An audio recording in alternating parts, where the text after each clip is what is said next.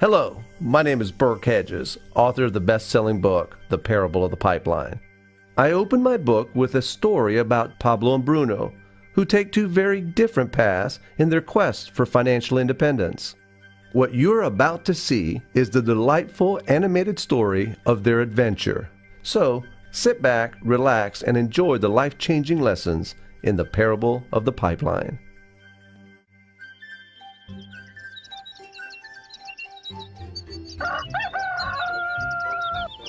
Far away, in a small village, near a beautiful valley, lived two friends, Pablo and Bruno. They were both young and dreamed of a better life for themselves.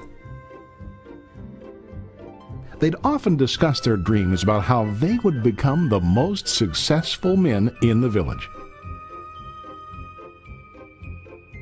They weren't afraid of hard work, and they searched for opportunities to help realize their goals and achieve their dreams. One day, an opportunity presented itself.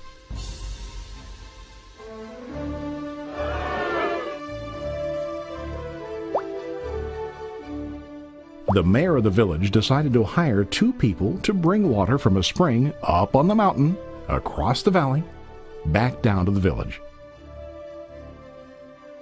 They were to be paid based on the amount of water delivered to the village. Bruno and Pablo enthusiastically got to work. Every day, from morning till evening, they carried buckets to and from the spring. They worked hard, carrying water to the village. In the evening, they'd return home with their day's wages.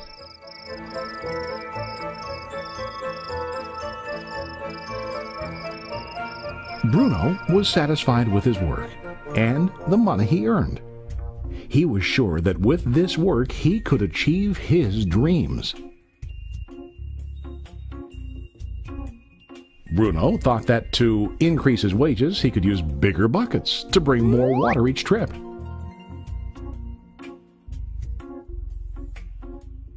He believed with a larger income he would soon be able to buy a cow and the house that he dreamed about.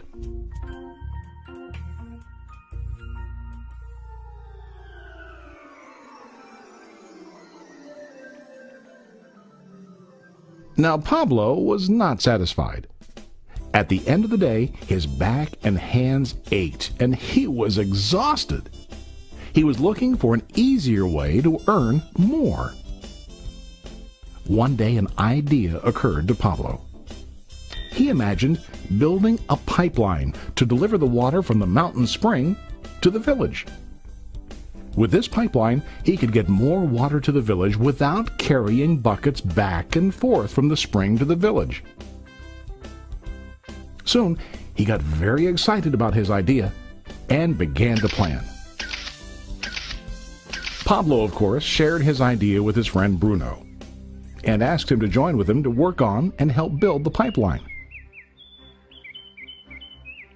Bruno thought the idea was crazy. All Bruno could think about was what his money could buy today and how to get it quicker. He felt that building a pipeline would slow him down and delay him in achieving his goals. Instead, Bruno got bigger buckets and went more often back and forth fetching water. He was sure that with this method he could make more money.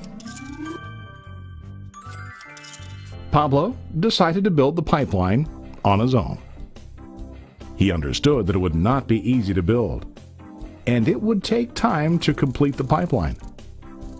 Pablo knew that it could take several years to finish, but he set his mind on his goal. Every day he worked and carried water like before. But on weekends and during his spare time, he worked hard to dig in the rocky soil and build his pipeline. In the first month, there was little to show for his work.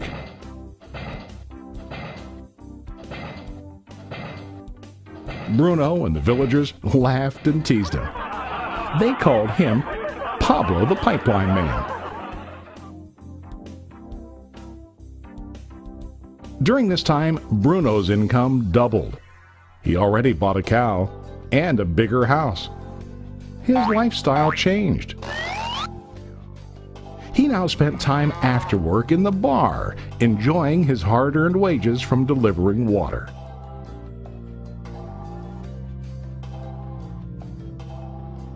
What Bruno didn't realize was that his body was starting to stoop from carrying the heavy buckets every day.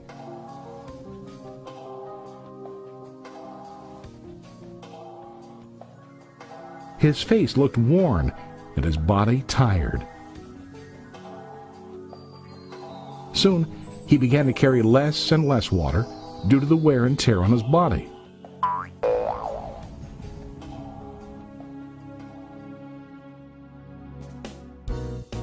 Month after month, Pablo worked.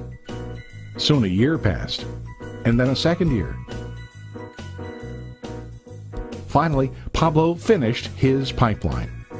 He now used his pipeline to deliver water to the village instead of carrying buckets. Pablo was now earning more money than ever before. The water continued flowing to the village, while Pablo wasn't working. While he slept and ate, the water flowed. Pablo was happy and proud of his insight, persistence, and hard work. Now his income flowed as long as the water flowed through his pipeline.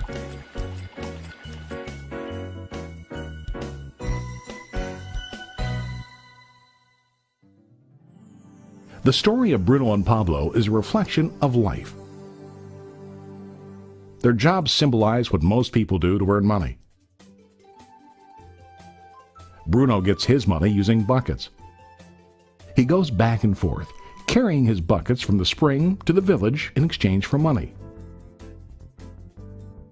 To increase his income, he either has to go more frequently to the spring or to use larger buckets. It's common in real life to increase our income by working harder. For example, working overtime or getting a second job.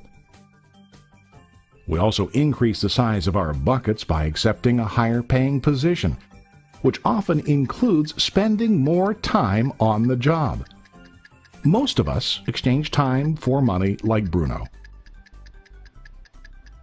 We know that every person has only 24 hours in the day and that it's not possible to use all our time to work. The most difficult time comes when we can no longer exchange time for money due to age, health, or other reasons. Then, our income stops. Now let's review what Pablo did. Very wisely, Pablo did not exchange all of his time for a limited income, but he used some of his time to build a pipeline. He knew that the pipeline would bring ongoing income as long as the water flowed. An ongoing income that multiplied the time he worked each day. Pablo knew that someday, maybe because of age or health, he would no longer be able to exchange his available time for money.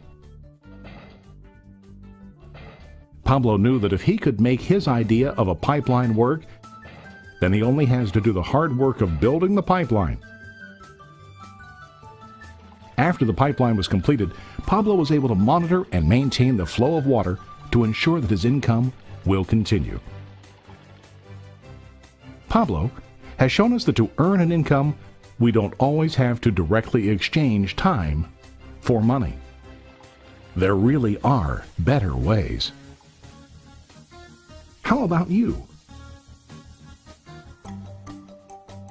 Are you still like Bruno, who directly exchanges time for money? Or do you want to be like Pablo, building and maintaining a pipeline for ongoing income? If you are interested in the idea of building your own pipeline, contact the person who lent you this presentation. You can start building your pipeline today.